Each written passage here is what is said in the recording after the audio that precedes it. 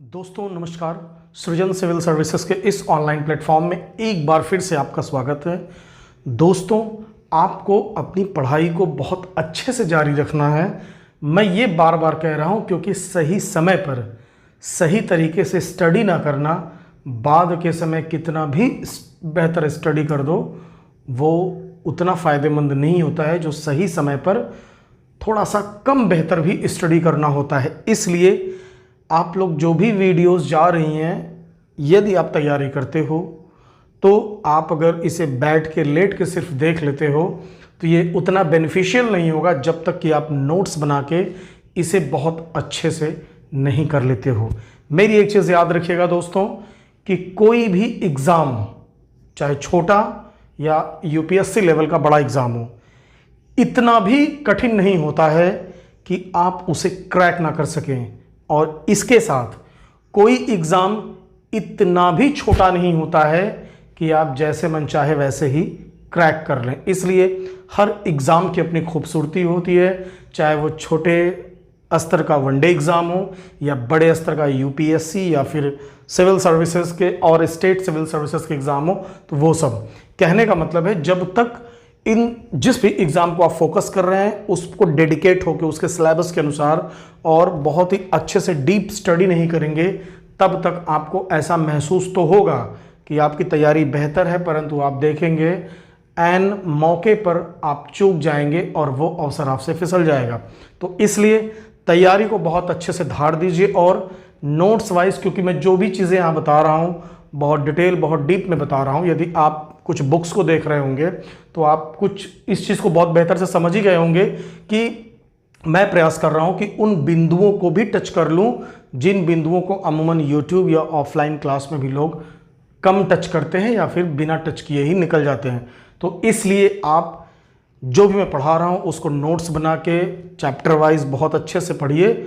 मैं प्रयास कर रहा हूँ कि हर एक टॉपिक पर वीडियो बना के आपके सामने देने का प्रयास किया जाए, जहाँ तक मैं संभव कर पाता हूँ वहाँ तक। तो आइए शुरू करते हैं दोस्तों अपनी स्टडी में। अगले चरण में हमने भू आकृत प्रदेश के अंतर्गत हिमालय पर्वत को बहुत बेहतर तरीके से पढ़ा और अब हम चलते हैं इस वीडियो में जस्ट उसके बाद के इस क्रम में जो है उत्तर भारत के मैदान के संबंध में पढ़ते हैं। जैसा कि मैंने आपको भू आकृत प्रदेश में स्पष्ट रूप से बता दिया कि भारत के भू आकृत प्रदेशों को जिन प्रकारों में बांटा गया उसमें जो सर्वाधिक विस्तार वाला प्रकार है वो है उत्तर का विशाल मैदान। इस फिगर को देखिए, मैंने ड्रॉ कर लिया है और ये फिगर बहुत एग्जैक्ट बना है। ये देखिए, ये फिगर मैंने अभी जस्ट वीडियो बनाने के 1-2 मिनट पहले ड्रॉ किया। ये मैं पहले से सीख के नहीं आया हूँ, मैंने बार बार प्रैक्टिस किया है। इसलिए इस वीडियो को भी आप बार बार प्रैक्टिस करिए और कोई शॉर्ट ट्रिक आपको लगता है नहीं ये इतनी बारीकी से बनाया गया है कि कहाँ पर क्या चेंजेस है, इसे यहाँ पर आप देखेंगे तो ये ऐसे है, मुझे ये सारी चीज़ें पता है। जब इस लेवल पे आप ये बनाएंगे तो बहुत ही स्मार्टली आप बना लेंगे और प्रैक्टिस प्रैक्टिस एंड प्रैक्टिस, सिर्फ इसका एक ही उपाय है। और मैं मैथ कैसे बनाते हैं इस बारे में बात कर लूँगा। तो आइए सीधे चलते हैं, उत्तर भारत के विशाल मैदान की बात करते हैं।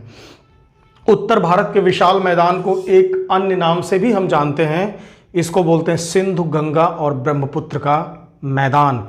और इसी मैदानी क्षेत्र में याद रखिएगा राजस्थान का मरुस्थल भी आता है, जिस पे अभी आगे हम चर्चा करेंगे। तो दोस्तों अब इसकी लोकेशन की बात करें तो मैंने आपको अच्छे से पहले बता दिया है कि ये आपका पूरा, आप देखेंगे ये आपका हिमालय पर्वत है, हिमालय पर्वत है। और इस भाग को देखेंगे ये आपका है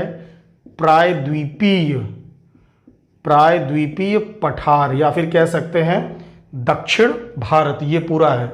और ये जो साइड में थोड़ा सा छूटा हुआ है ये आपका द्वीप तटवर्ती क्षेत्र है, जिसपे हम आगे चर्चा करेंगे किसी अन्य वीडियो में। और उसके साथ ही अंडमान निकोबार है, जिसपे अगर प्लेलिस्ट में जाके आप पहले के वीडियोस में देखेंगे तो कहीं न कहीं इन दोनों पे, अंडमान निकोबार और लक्षद्वीप पे हम चर्चा कर चुके हैं।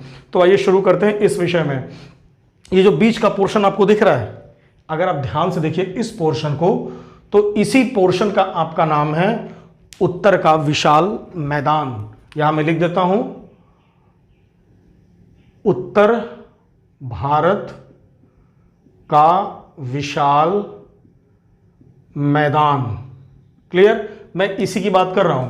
आप ध्यान से देखेंगे उत्तर भारत के विशाल मैदान में, यहां पर नाम लिख देता हूं। नाम में क्या इसमें लिखेंगे, उत्तर भारत का विशाल मैदान को एक नाम और बोलते हैं सिंधु, गंगा, ब्रह्मपुत्र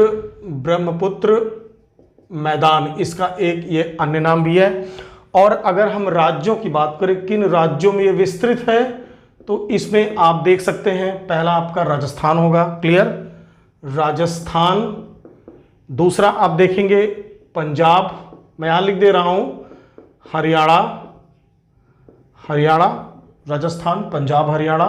फिर आप देखेंगे उत्तर प्रदेश, उत्तराखंड नहीं, क्योंकि उत्तर प्रदेश के जो पहाड़ी इलाके थे हिमालय पर्वत वाले, वो सभी ही कटकर उत्तराखंड बने, तो अब उत्तर प्रदेश में केवल मैदानी इलाके बचे हैं, तो इसलिए यहां पर हम उत्तर प्रदेश लिख देते हैं। ये चीज उत्तर प्रदेश के बाद हम बिहार में आएंगे, झारखंड नहीं, क्योंकि जिस प्रकार उत्तर प्रदेश के पहाड़ी इलाकों को काटकर उत्तराखंड बना, उसी तरह बिहार के पहाड़ी इलाकों को काटकर झारखंड बना, और अब बिहार मैदानी इलाका बचा हुआ है बिहार। मैं यहां सब बता दे रहा हूं क्योंकि इन चीजों का काफी इंपैक्ट पड़ता है। फिर आप आगे आएंगे वेस्ट बंगाल, ये वेस्ट बंगाल देख रहे हैं, ये चीज ये वेस्ट बंगाल है, और फिर ये पूरा आपका है असम। तो उत्तर भारत के विशाल मैदान के विस्तार की अगर बात करें तो वो इन राज्यों में फैला हुआ है। अब आइए इसके क्षेत्रफल की बात करते हैं। इसका क्षेत्रफल लगभग है 7 लाख किलोमीटर स्क्वायर क्षेत्रफल है। इसको वर्ग किलोमीटर में नापते हैं, या वर्ग किलोमीटर या वर्ग मीटर, वॉटेवर। इसमें ये कितना परसेंट है, प्रतिशत भारत का 43.2% सर्वाधिक विस्तार। मतलब भारत के अगर स्थलाकृतियों की बात करें तो उसमें सर्वाधिक विस्तार उत्तर भारत के विशाल मैदान का है, और ये 43.2% है। ये आपको देखने में लग रहा होगा ये दक्षिण भारत का प्रायद्वीप, और ये कुछ शिलोंग का पठार, आप जानते हैं कि ये इसी का भाग है। ये सारी चीजें आपको देखने में लग रही, बट इसका विस्तार सर्वाधिक है, और इसमें आप देखेंगे तो दक्षिण पठार और पहाड़ियां दोनों सम्मिलित हैं। तो ये प्रतिशत भारत का 43.2% सर्वाधिक हो गया। अब हम बात करें इसके लंबाई की। अगर इसके लंबाई की बात करें तो इसकी लंबाई कुल 3200 किलोमीटर है, कहीं कहीं पर 2400 किलोमीटर मिलेगा, लेकिन आप ये पूरा ये पोर्शन देखेंगे यहाँ तक, ये पूरा 3200 किलोमीटर ही है, क्योंकि अमूमन आपने पढ़ा होगा कि ये चीज़ 2933 किलोमीटर है। तो इस प्रकार आप देखेंगे इस तरह 3200 किलोमीटर इसकी कुल लंबाई है, और लंबाई किलोमीटर में रहती है। अगर इसके चौड़ाई की बात करें तो इसकी औसत चौड़ाई जो है वो 150 किलोमीटर से लगभग मान के चलिए 400 किलोमीटर तक है। ये 300 कर दीजिए, औसत की बात कर रहा हूँ, 300 किलोमीटर तक है। जैसे अगर ये बात करें तो इधर इसकी चौड़ाई कम है, ये देख रहे हैं ये, तो इस पोर्शन की पूर्वी मैदान की चौड़ाई जो है वो औसत 150 किलोमीटर है। मतलब कहीं पर 200 हो सकता है, कहीं पर 100 हो सकता है, ये कहने का मतलब है। और जब हम बढ़ेंगे पश्चिम की तरफ ये पोर्शन, तो ये अधिकतम 500 किलोमीटर तक चला गया है, लेकिन औसत की बात करेंगे लगभग 300 किलोमीटर इसकी कुल जो है चौड़ाई है। अब इसके ऊंचाई की बात करें, मैदान है, अगर गड्ढा होगा तो धंसा होगा, मैदान है। इसकी ऊंचाई आप देखेंगे तो ऊंचाई लगभग 150 मीटर के आसपास इसकी ऊंचाई है। ये औसत है, 150 मीटर से 240 मीटर कहीं कहीं पर मिलेगा, तो आप इसको लिख सकते हैं औसत रूप से 200 मीटर। ये लगभग के आसपास है, ये बराबर होता है और ये लगभग होता है, ठीक है। जैसे ये आपका 2 है और ये है 1.99999 ऐसे होता है। ये मैथ की चीज़ है, और यहाँ मैं मेंशन कर दिया चूंकि यहाँ मैं ये चीज़ किया। अब इसके बाद इसकी गहराई की बात करें, अब गहराई भी है, अभी इस पे हम डिस्कस करेंगे जब इसके निर्माण की प्रक्रिया की बात करेंगे, तो वहाँ आप समझेंगे गहराई से मतलब, क्योंकि आप कहें ऊंचाई भी है तो गहराई कहाँ से होगी। कोई चीज़ या तो ऊंचा हो सकता है या गहरा हो सकता है, दोनों तो एक साथ हो नहीं सकता है। आपके सामने पहाड़ भी हो, अंदर गड्ढा भी हो, समझ में तो संभव नहीं है। लेकिन यहाँ मैं बताता हूँ गहराई।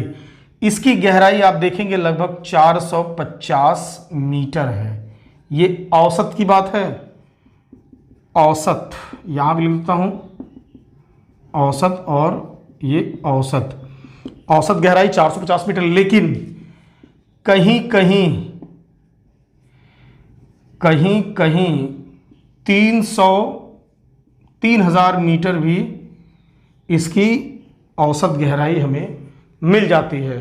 तो ये उत्तर भारत के विशाल मैदान की कुछ विशेषताएं हैं कि इसका नाम क्या है, एक अन्य नाम किन राज्यों में फैला है, क्षेत्रफल 7 लाख किलोमीटर स्क्वायर है, प्रतिशत भारत का कितना ये है, इतना प्रतिशत है, सर्वाधिक विस्तार इसका है। इसके बाद आप देखेंगे फिर पठार का आता है, फिर पहाड़ियों का आता है, फिर पर्वत का आता है। लंबाई 3200 किलोमीटर, औसत चौड़ाई 150 किलोमीटर और औसत ऊंचाई 150 मीटर इतना है, और औसत गहराई 450 मीटर इस तरह के आसपास है। अब इसके बाद दोस्तों हम चलते हैं सीधे, पहला हमने क्या समझा कि इसकी स्थिति क्या है। अच्छा एक चीज और, सिंधु गंगा ब्रह्मपुत्र का मैदान इसे क्यों कहते हैं, क्यों? क्योंकि इसका जो निर्माण की प्रक्रिया है वो कहीं न कहीं इन नदियों से प्रभावित है, जो कि हम अब जस्ट आगे वाले सेगमेंट में इसको देखने जा रहे हैं।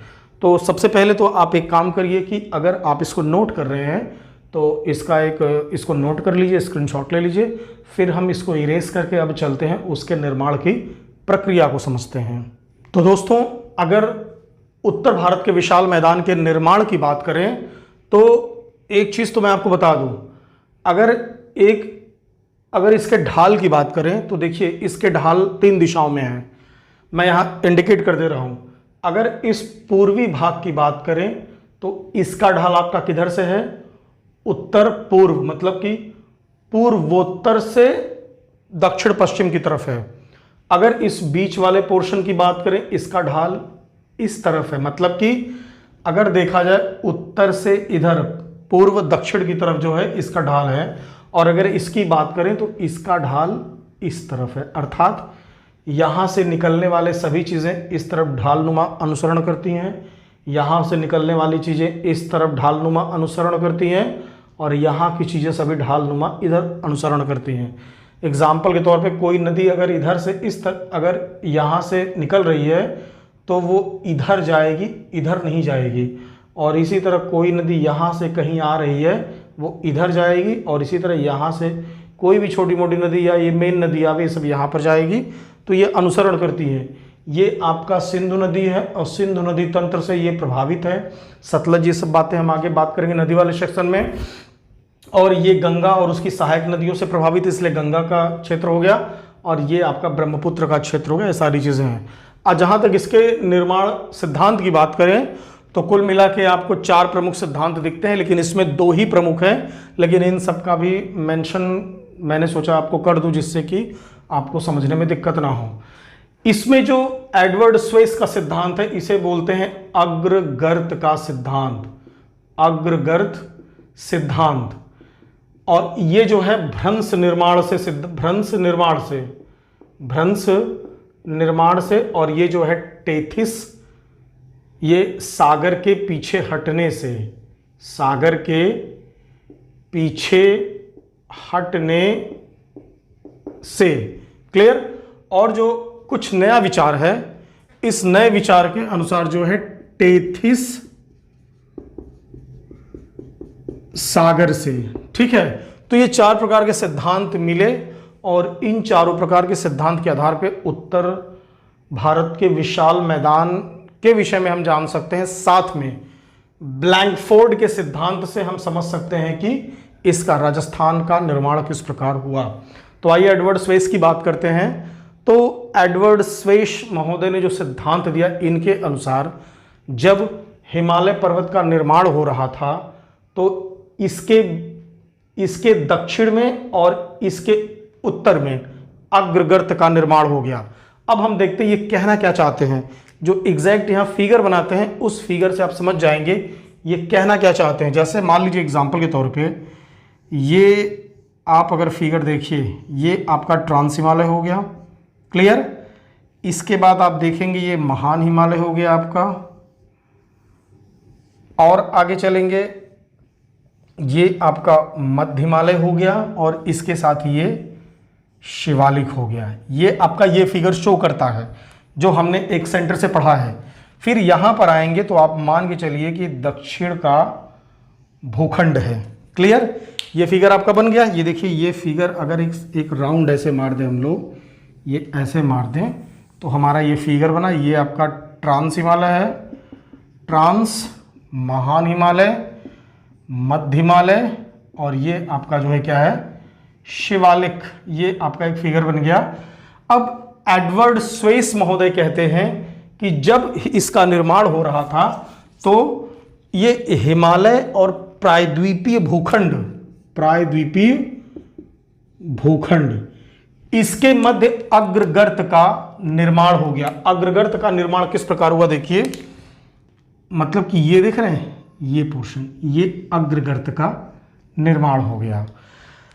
मतलब कि जो बीच में गर्त मतलब कि एक गड्ढा नुमा स्थान बन जाए। जैसे कि मान लीजिए कि यहाँ पर कुछ ऊंचा उठा है, कुछ यहाँ ऊंचा उठा है। जब बीच में टेथिस सागर से हिमालय का निर्माण हो रहा है तो दोनों के कारण जो है अग्रगर्त का निर्माण हो गया। कैसे निर्माण हुआ इस विषय में बहुत अधिक स्पष्ट नहीं किया, फिर भी आप समझिए कि दोनों के प्रेशर से अग्रगर्त का निर्माण हो गया। क्योंकि जब हिमालय उठ रहा था तो ये अपना दबाव डाल रहा था, तो उतना तो नहीं उठा, लेकिन एक स्लोप नुमा यहाँ अग्रगर्त का शिवालिक के पास निर्माण हो गया। अब इसके बाद जो है, जब फिर इससे निकलने वाली जो नदियां थीं, इधर से और इधर से निकलने वाली नदियां, इस फिगर में आप देखिए, सिंधु नदी और इसके साथ गंगा, उसकी सहायक नदी ब्रह्मपुत्र नदी, और इसके साथ में इधर से निकलने वाली चंबल, बेतवा, केन, टोंस, ये सारी नदियां जो हैं वो इसमें अवसाद का जमाव करने लगी। और धीरे धीरे जमाव होते होते जो है इनके ऊपर आप देखेंगे कि एक अवसादों का लेयर जम गया, और यही जो है उत्तर भारत के मैदान के रूप में पहचाना जाता है। अवसादों का जमाव, अवसादों का जमाव, मैदानी उत्तर भारत का विशाल मैदान, इसी को बोलते हैं। अब इसलिए मैंने कहा था आपसे कि ऊंचाई और गहराई एक साथ कैसे हो सकती है। तो ये जो ऊंचाई आपको दिख रही है ना, अवसादों का जमाव जो है, इसी को ऊंचाई बताया गया। कहीं पर 250, कहीं पर 200, कहीं पर 150 मीटर जो है ऊंचा मिलता है। और गहराई की बात करें तो वो इस चट्टानों की गहराई की बात कर रहा है। कहीं पर ये जो है अपना 450 मीटर है, तो कहीं पर 3-3 हज़ार मीटर तक मिलता है। मतलब कि 3000 मीटर या 450 मीटर जो है वो मोटी अवसादी मिट्टी जम चुकी है, जो कि उपजाऊ मिट्टी है। उत्तर भारत के विशाल मैदान की बात हम कर रहे हैं। तो जो गहराई की बात कर रहे हैं वो आंतरिक चट्टान की बात कर रहे हैं, जो धंसा था या जो अग्रगर्त का निर्माण हुआ था। और जो ऊंचाई की बात करते हैं हमें, वो इसी सेडिमेंट अवसाद की बात करते हैं। तो एडवर्ड स्वेस महोदय का ये सिद्धांत था कि किस प्रकार जो है अग्रगर्त का निर्माण हुआ हिमालय और प्रायद्वीप भारत के बीच में, और आगे चलकर कालांतर में इसमें नदियां इसमें अपने अवसाद को जमा करती गई, और अवसादों के जमा होने से उपजाऊ मिट्टी का निर्माण हुआ, और यही उत्तर भारत के मैदान के रूप में जाना जाता है। तो ये आपके एडवर्ड स्वेस की कल्पना थी। अब बुरार्ड महोदय की कल्पना भी इससे मिलती है। बुरार्ड महोदय ने कहा कि जब हिमालय पर्वत का निर्माण हो रहा था और इस पोर्शन का निर्माण हो रहा था, तो दोनों के बीच में एक भ्रंश का निर्माण हो गया। तो अब बात होती है कि भ्रंश किसे कहते हैं। देखिए, भ्रंश का मतलब ये हो गया, मैं यहाँ बनाता हूँ कि ये मान लीजिए कोई स्थल भूमि है और ये कोई स्थल भूमि है। आप देखिए, ये आपका हिमालय पर्वत वाला ऊंचाई है, ये ऐसे मैं बना दे रहा हूँ, और ये आपका प्रायद्वीपीय भूखंड है। बीच में भी स्थान है टेथिस सागर वाला, क्योंकि इसी में से तो ये ऊपर हो रहा है। तो ये बोला कि जब इस पे दबाव पड़ने लगा, दबाव पड़ने लगा, या तनाव कह सकते हैं पड़ने लगा, तो ये भाग इधर खींचेगा और ये भी अपना दबाव डालने लगा। तो उस कंडीशन में आप देखेंगे ये पोर्शन नीचे धंस गया। जब ये पोर्शन नीचे धंस गया तो इसकी वास्तविक स्थिति क्या बनेगी, वो बनेगी इस तरीके से। ठीक है, तो इसी को बोला जाता है भ्रंश घाटी। भ्रंश घाटी, क्लियर। तो बुरार्ड महोदय ने कहा कि भ्रंश का यहां पर निर्माण हो गया। मतलब कि यहां पर मैंने क्या बोला कि जो अग्रगर्त का निर्माण हुआ था, इन्होंने कॉन्सेप्ट दिया कि वो ऐसे तनाव से भ्रंश का निर्माण हो गया, ये भाग नीचे धंस गया, और कालांतर में निकलने वाली नदियों ने इसमें अवसादों का जमाव कर दिया और जिसके फलस्वरूप उत्तर भारत के मैदान का निर्माण हुआ। तो ये आपका हो गया एडवर्ड स्वेस का सिद्धांत और बुरार्ड का सिद्धांत। अब बात करते हैं ब्लैंडफोर्ड का सिद्धांत, जो कि सागर के पीछे हटने का सिद्धांत है। इनके सिद्धांत के अनुसार बात करें तो हमें इस फिगर की अब जरूरत नहीं है, इसके सिद्धांत में हम इस फिगर पे चलेंगे। इनका यह मानना था कि इयोसीन काल में, आदिनूतन काल में, ये पृथ्वी के निर्माण की संरचना लगभग 4.5-5 करोड़ वर्ष पहले की बात हो रही। तो उन्होंने कहा कि लगभग आज के 5 करोड़ वर्ष पहले या इयोसीन काल में जो आप बंगाल की खाड़ी यहां और अरब सागर यहां देख रहे हैं वो यहीं तक नहीं था। इसका विस्तार वास्तव में असम और म्यांमार तक था, बंगाल की खाड़ी का विस्तार, और इसके साथ ही अरब सागर का विस्तार। ऊपर चलेंगे तो पाकिस्तान, अफगानिस्तान, ईरान, मैं यहां मैप में इंडिकेट कर दे रहा हूं आपको कि वर्तमान में इस सिद्धांत के अनुसार इयोसीन काल में अरब सागर का विस्तार आप ऊपर देखेंगे, पाकिस्तान का बलूचिस्तान वाला प्रांत आप देख रहे हैं, इसके बाद आप देखेंगे ये अफगानिस्तान, ईरान, यहां तक अरब सागर का विस्तार है, लद्दाख भी उसमें आता है, विस्तार है। और अगर बंगाल की खाड़ी की बात करेंगे तो उसका विस्तार आप देखेंगे आपका असम और म्यांमार तक है। इन्होंने कहा कि कालांतर में चल के जब हिमालय पर्वत का निर्माण होना प्रारंभ हुआ तो ये सागर पीछे हटने लगा, ये सागर आपका पीछे हटने लगा, और इन सागर के पीछे हटने से जो भाग उभर कर आया उससे उत्तर भारत के मैदान का निर्माण हुआ। और यही आप देखेंगे, उन्होंने कहा कि यही कारण है कि इस क्षेत्र में आप देखेंगे जो राजस्थान के मरुस्थल का निर्माण हुआ है, मरुस्थल भूमि का निर्माण हुआ है, वो भी सागर के पीछे हटने से जो रेत की मात्रा यहाँ बच गई, ये जो है उसी मरुस्थल के निर्माण का कारण है। चाहे पाकिस्तान वाला मरुस्थल हो, चाहे ईरान का मरुस्थल हो, या फिर चाहे यहाँ पर आपका ये लद्दाख वाला ठंडा शीत मरुस्थल हो, ये सारी चीज़ें जो है इन्हीं के सिद्धांत के अनुसार सागर के पीछे हटने से निर्मित हुई हैं। अब इसके बाद हम बात करें टेथिस सागर से नया विचार जो है, नया विचार मतलब कि मान्य नहीं, वर्तमान में इन दो विचारों को सर्वाधिक मान्यता है। कुछ नए विचार भी लोग दिए कि जब टेथिस सागर से हिमालय पर्वत इन सब का निर्माण हो रहा था तो अंत में टेथिस सागर का एक सकरा मतलब पतला भाग यहाँ बचा, और कालांतर में नदियों ने उसमें अवसादों का जमाव किया, जिससे कि उत्तर भारत के इस विशाल मैदान का निर्माण हुआ है। तो कुल मिला के उत्तर भारत के विशाल मैदान के निर्माण की ये बातें थी। उत्तर भारत मैंने आपको बताया कि कहाँ पर क्या स्थिति है, साथ में इसकी कुछ विशेषता परिचय आपको दिया, आकार, लंबाई, चौड़ाई, और इसके बाद मैंने आपको बताया कि इस चीज़ों में जो है कहाँ पर जो है किस प्रकार किस सिद्धांत के अनुसार निर्माण हुआ।